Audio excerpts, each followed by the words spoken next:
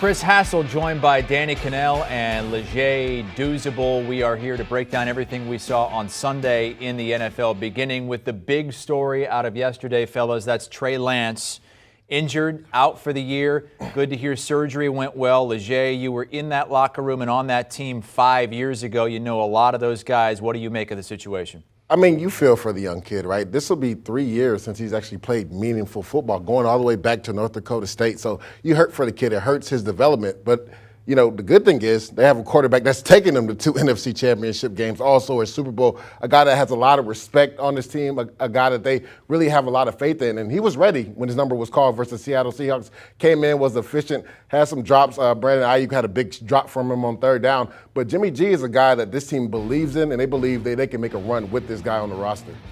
Leger, this is the best case scenario for the 49ers. The entire offseason there was conversations, he's obviously going to be on the trade market. They're going to move on from him. Even with the new deal, there was a lot of speculation the Cowboys would come calling and take him away.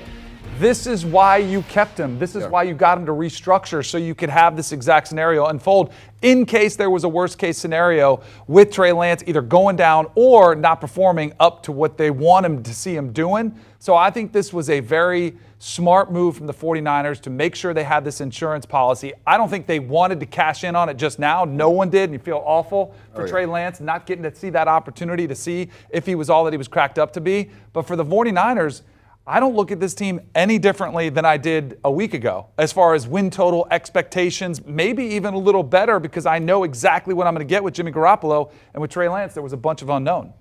Most people are saying the 49ers ceiling was higher with Trey Lance. And I feel like that's because of the unknown, right? You're hoping that he could be better than Jimmy Garoppolo. We don't know if he was going to be better than Jimmy G. Leger, how do you see it? Jimmy Garoppolo has gotten him to the Super Bowl, got him to the NFC Championship game a season ago. Can he get them over the top? I think he can, and honestly, I picked him about week 7 to take over the starting role because I figured Trey Lance would struggle in his first year. Now, again, the unknown is why everybody was excited about Trey Lance, right? The ability to run the football. I think it really opens up that run game for the San Francisco 49ers.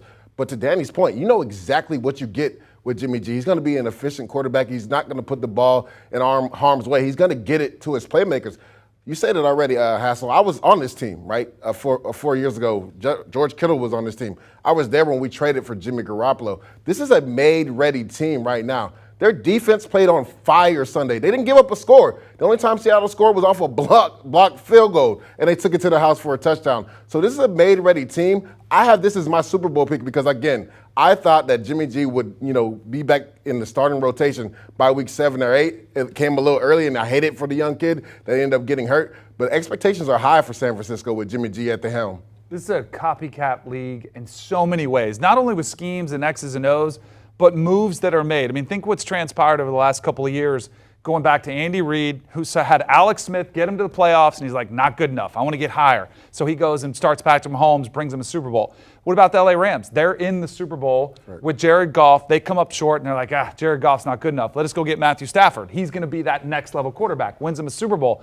I think the 49ers had the same type of mindset in this situation. Yeah, it's nice to go to those NFC Championship games and to get to the Super Bowl, but we want to have that quarterback that takes us to the next level.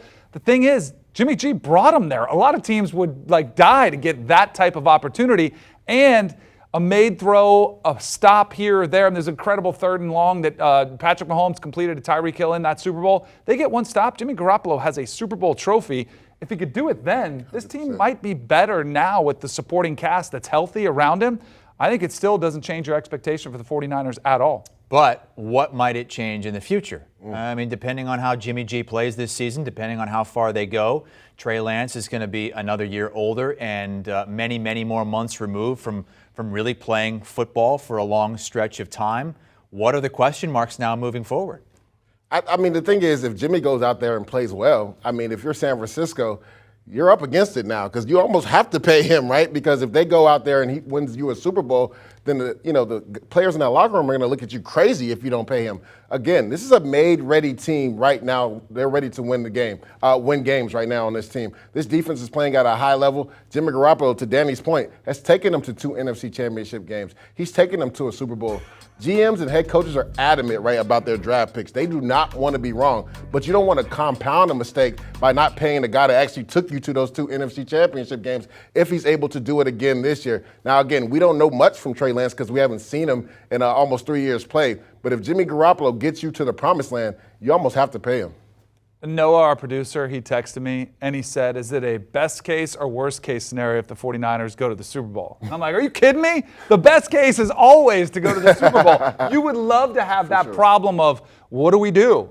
And you got a ring on your finger or you get another appearance. That is an outstanding problem to have if you're the 49ers. And I think the best case scenario for them, it will complicate things. Oh, yeah. But you still have a valuable asset in Trey Lance that you could possibly move because he still is a talent that people haven't seen a lot of. We've seen him flash at times when he's come in. Somebody would give them something, but that's the best case scenario always, is to win and worry about dealing with, players. Do we pay Jimmy G? What do we do with Trey Lance? It'll work itself out in the long run. All right, so Trey Lance out for the season with the ankle injury, had surgery today. Surgery went well. Jimmy Garoppolo is going to get his first start of the season against the Broncos, Sunday Night Football. Do you want a sports network that delivers everything that matters about the game? The highlights, the picks, the instant analysis, no yelling, no fake debates, no politics. Hit the subscribe button and never miss a moment.